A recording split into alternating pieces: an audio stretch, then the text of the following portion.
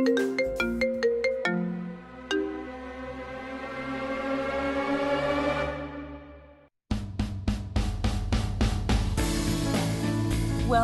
to ChiroSecure's Empowering Women in Chiropractic, the Facebook Live show for successful women by successful women, proving once again women make it happen. Join us each week as we bring you the best in business growth, practice management, social media marketing, networking, leadership, and lots more. If it's about women in practice and business, you'll hear it here.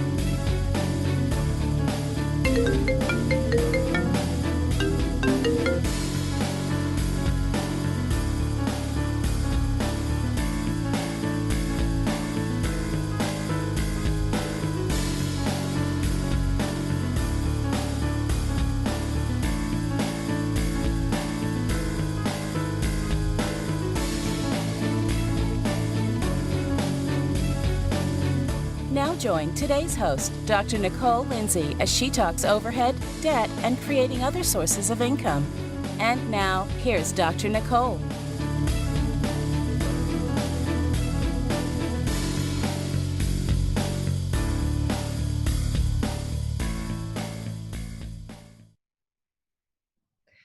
Hello, everybody. Welcome to today's live episode of Empowering Women in Chiropractic. As always, thank you, ChiroSecure, for allowing us to do this show, put this on, and put out great information. And I hope if you're listening to this, you give ChiroSecure a thumbs up and a shout out as well. I have a great show for you today.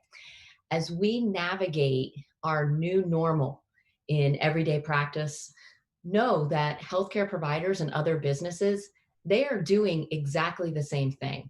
Whether it's keeping up with the positive cases in your county, your area, challenging updates on new laws, mandates, and orders that are happening, new precautions you need to take, number of people max in your office, masks, should you enforce it? How do you enforce it? All of these things that are happening to you are happening everywhere in every business right now.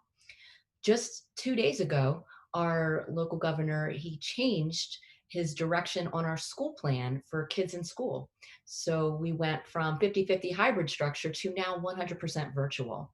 So any single one decision that you make or anyone makes in any situation in life, especially right now, can greatly affect the end result. It can affect the lives of many, many people for years to come. So let's go to the slides here, because what I want you to know is, and what we're going to talk about over the next few minutes, is why MDs may not be referring to you. Knowing the best appropriate steps you can take and what you should be doing will make or break the outcome, no matter what the situation is. So specifically speaking, and for the next few minutes, we're going to be talking about MD referrals. How you handle these MD referrals can determine whether you actually will get more. So tip number one, let's just jump right into the content here. Marketing MD tip number one is properly handling your first MD referral will determine whether or not you receive any more. So has this ever happened to you? You've received a referral from an MD, you treated the patient, you figured out what their problem was because they were referred for an acute problem. You got fantastic results with that patient. The patient got out of pain, maybe it was low back pain, neck pain, their headaches went away. The patient said great things. The patient was really excited and wanted to refer their family members in and other people in, but somehow you never received another referral from that MD again. What happened? What went wrong? Well, once you get that referral, what you need to do is properly communicate to the MD that you actually did receive a referral. This is commonplace for healthcare providers to communicate to each other all the time. So what we do not want to do is just as equally important as to what we do need to do, which we'll talk about in a minute. But here's three scenarios I want to give you of what not to do when you receive that first MD referral. Scenario number one, the MD makes the referral, you get great results, but you forget to communicate back to the MD that the patient came in. Scenario number two, do not do this. MD makes a referral, patient never returns your call. Your front desk calls and reaches out to schedule the appointment, but the person never calls you back. You make no communication to the MD's office that this ever happened. Do not do this. Scenario number three, the MD makes a referral to you. The patient comes in, you treat the patient. The patient does not respond well to your care, and you make a referral out. You do not communicate this to the MD. Do not do this. So these three scenarios are things that you do not absolutely want to do. And if you have done this and you have not received a referral from an MD, this may be why. So what should you do? Let's talk about that. Scenario number four, the MD makes a referral. The very first thing that you want to do, irregardless of whether the patient shows or not shows, is let the MD know that you got the referral. So what we do in our office is we have a form and we send via fax or email to the MD's office, whichever way they prefer to communicate, that we did receive the referral. And if the patient was scheduled, because my staff reached out to that person and actually made the appointment, we indicate on that form when the appointment is. If the patient is contacted in our office, our rule is 3 attempts. We call twice, and if we have an email address, we'll email the third time. If that patient does not respond, we're going to let the MD's office know. We're going to take that form, fill it out, and thank the MD for the referral and let them know that our office made 3 attempts to schedule the patient and the patient did not return our call. So make sure that you're letting the MD know that you got the referral and that they came or they didn't go. Because if you're not letting the doctor go, you're dropping the ball there. We do have a form, and if you'd like this form, I'll be happy to share it with you. Just PM me or let ChiroSecure know, and I'll be happy to share that form with you. MD marketing tip number 2 is communicate your findings to the referring MD. This is really, really, really important. Have you ever had a patient that was very acute, low back pain? It was a 10 plus out of 10 on the pain scale. You gave them really good care, the best that you offer. You pulled out all the tools that you have to you, and the patient is not responding. So you refer the patient back to the MD or out to an MD or maybe out for an MRI. And you take that step, but you never hear a word back from the patient. And you think about this patient often. In fact, you may even wake up in the middle of the night thinking, whatever happened to Dan Jones? I wonder if he went to the orthopedist that I set him up with. I wonder if he ended up needing surgery. This is the kind of stuff that keeps me up at night. I don't know, but you then, has that ever happened to you? Well, this happens to the MDs too. Why? Because they care. They do care for their patients as well. And they want to know what's happening. So they make the referral to you.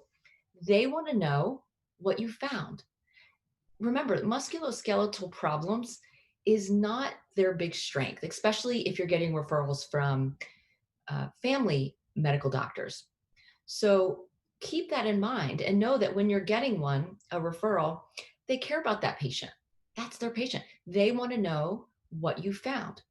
So I've had the pleasure of meeting probably 4 dozen, maybe more, medical doctors in my area, building relationships with them over the course of 20 years of practice and marketing to MDs. And one of the most common things that I hear from MDs is, especially when I'm with them one-on-one and they can let their guard down and really ask me questions and tell me things that they want to know, what they say is, I would really like to know what you find is the problem. This fascinates me. they really don't know, and it's not in their wheelhouse, so to speak. So when you receive a referral from an MD, promptly send a note explaining your findings. And this is what my initial note will include. I'll do a general narrative. I won't send an 8-page narrative. They do not have time to that. And any given day, they're reading through 50, 60 notes a day. It may be more if they have more volume in their practice. So they simply do not have time to read an 8-page note. So condense it and create some sort of note that you can input the basic information. And what I'm going to put in that is just basic subjective information, what they came in with. Was it acute low back pain, chronic low back? What was it? I'm going to have my objective findings. Was it decreased range of motion? Did they have an antalgic lean, forward head posture? Were there muscle spasms? Trigger points. Name the specific trigger points that were present in their body. And any orthoneuro tests, make sure you indicate those. And then, of course, if you take x-rays and you found maybe some degenerative findings, lumbar L4-5 disc, phase 3 degeneration. Maybe you do motion studies like I do in my office. And I found that in addition to the disc degeneration at L4-5, I found no movement, a left to right. So I'm going to put this in a few sentences in this note so the doctor can read this.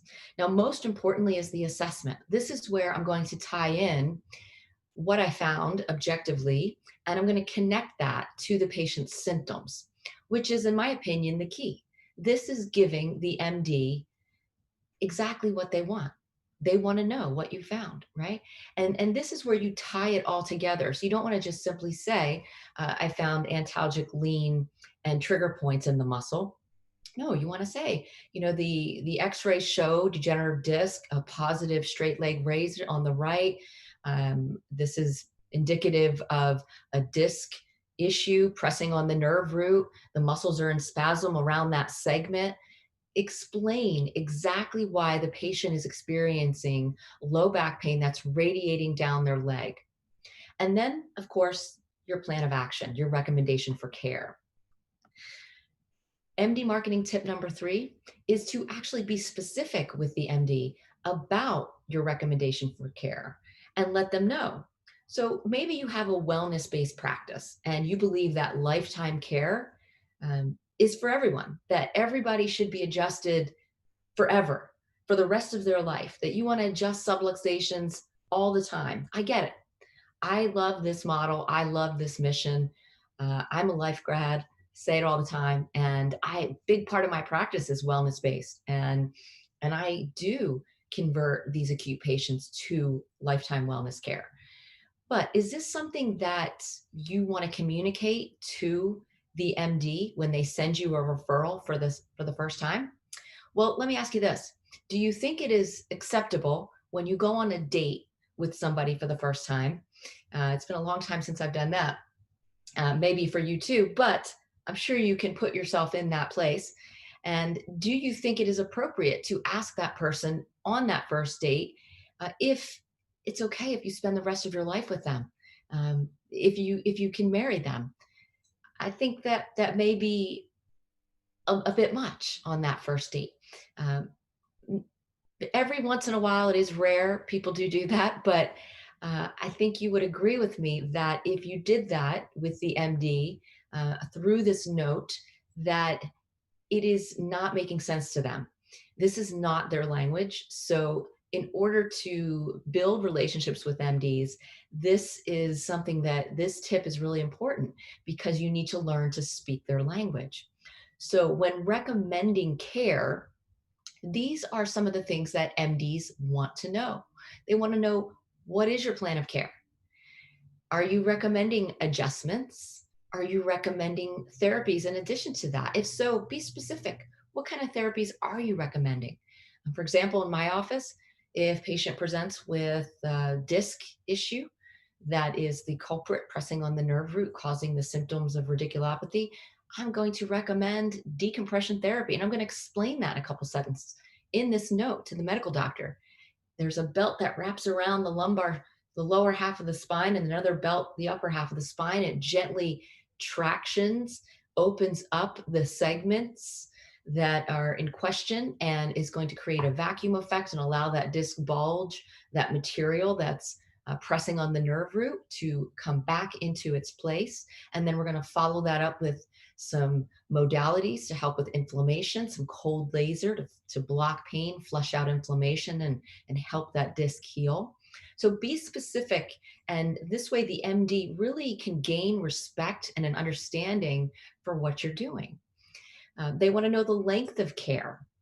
Now, if you do believe that everybody should be adjusted for the rest of their life, that you're treating their subluxations, this first note is not the place to put that. Okay. Eventually, you will be able to have this conversation with the MD. Trust me, but not on this first date, if you will. So, length of care. How long are you going to see this patient in this, or do you recommend initially in this acute care? How many visits will there be? And will there be a reassessment? Will you be checking in with the patient to recheck some of those tests, the orthopedic and neurological tests that proved there was a problem in the beginning? What are the specific goals? Maybe the patient indicated that they could not tie their shoes. They couldn't bend over to tie their shoes. So this would be a great goal to relay to the medical doctor, that we are aiming to get the patient to tie their shoes after 4 weeks of treatment without discomfort. And then they want to know, should we collaborate? Is this something that we need to work together? In other words, do we recommend that the patient get a corticosteroid shot or some kind of pain relief, anti-inflammatory, or muscle spasm prescription in addition to what we're doing? So collaborating and letting them know what our plan of action is really important. The MD wants to be part of the solution, part of the process. So include them. MD marketing tip number 4 is communicate the patient's response to care. All of it, the good, the bad, and even the ugly. I will never forget one of my patients, Miss June, let's call her. She was a referral from a local MD who I really respect and greatly appreciate. This was the first referral that he sent to me. And she came in with migraine headaches, chronic migraine headaches, and he is a headache specialist. He tried everything and couldn't get results. So I handled her myself. With everything I had in me, all my tools, I gave her the best care I could. I made sure she was comfortable throughout her care. I mean, you've been there. You've had those patients that you've had to really pamper and really give the best care to. She started to get results in the beginning of her care, and then all of a sudden she took a turn for the worse. And it happens, especially with some of these complicated migraine cases. Well, she came in and took it out on me that her migraines were getting so bad again, and it was all my fault, and she never wanted to come back, and she was going to make sure she told the medical doctor her experience and how I made her worse, and that she wouldn't be coming back. So when she left the office that day, I knew that I needed to do something fast in order to preserve my relationship with this medical doctor. And I needed to get to him before she did. So that's when I decided that I was going to call the medical doctor and just let him know the good, the bad, and the ugly. And that's exactly what I did. So I called the doctor. I conveyed this whole thing, this whole story with the doctor in a matter of a few minutes, got him on the phone and let him know exactly where she was at and exactly what she said. I was so nervous about doing it. But here's the interesting thing, is that the medical doctor's response was, "Oh, that patient. Yeah, she's known for doing that. She can take a turn for the worse on a dime, and she can take it out on you. So don't let that upset you. Just keep doing what you're doing. If you feel like you're making progress and you're helping her, just keep doing it." That's all I needed to hear. And from that point forward, I started calling MDs like this and made this part of my protocol. And guess what? After that phone call that day with that medical doctor, I got another referral from him. So make sure you're communicating the patient's response to the medical doctor, whether it's the good, the bad, the ugly. So if these are some tips, if the patient is not responding as expected, do like I did. Get on the phone and call the MD, let them know. Maybe you don't have time to do that, or you're nervous, you don't know what to say. I do coach chiropractors how to do this. I have an online course. If you need more help on that, I'll be happy to help you. But there is a wrong and right way to do this. Do know that. If they're not responding, go to plan B. Make sure you have a plan B in your arsenal. Recommend they get an MRI, set them up for an MRI so that you can continue to give this case, put it in the right direction, and refer out.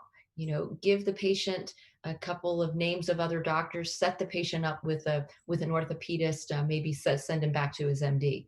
Make sure if that patient is not responding that you properly handle the case and you let the MD know this in the note that you send to the patient. If the patient is responding as expected, send a follow-up note for sure. Let the MD know the great results that the patient got. In fact, let the patient know that they too should tell the medical doctor. And what I simply do is tell the patient, this is how we're going to truly change healthcare, is we're going to educate more and more medical doctors about what we do. And we're going to let them know that we can help those patients that aren't responding to medication. So I would really appreciate it if you let your MD know the great results that you got. And oftentimes patients will do exactly that and let the MD know. You can also pick the phone up and call the MD.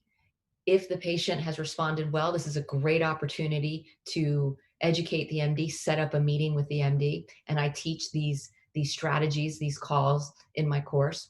And then of course, your discharge note from acute care. Make sure that you respond to the MD that yes, you have in fact discharged the patient that he referred or she referred you for the headaches. And now you are recommending maintenance care on an as-needed basis or whatever your recommendation is at that point. So that is the proper way and the improper way to handle MD referrals. We tend to spend so much time on how to make the initial MD connection to get that patient in the office. And although that is a very important part of the process and a very important step that I do teach as well, knowing how to properly handle the referral is equally as important. Just like we said in the beginning, every action that we take in life or with an MD referral has the potential to greatly impact your practice and patients' lives for years to come. And I will end with this quote from Sean Covey. We are free to choose our paths, but we can't choose the consequences that come with them. But you can choose wisely. Thank you for watching, everybody. And don't forget to tune in next week for our Facebook Live of ChiroSecure's Empowering Women in Chiropractic. Thanks, everyone.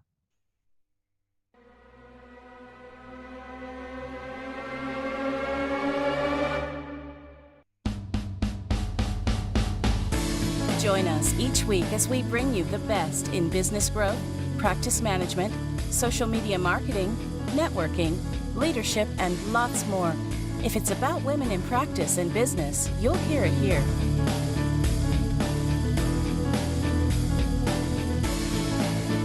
We hope you enjoyed this week's Facebook Live event. Please like us on Facebook, comment, and share. We look forward to seeing all of you next week for another episode of Empowering Women in Chiropractic.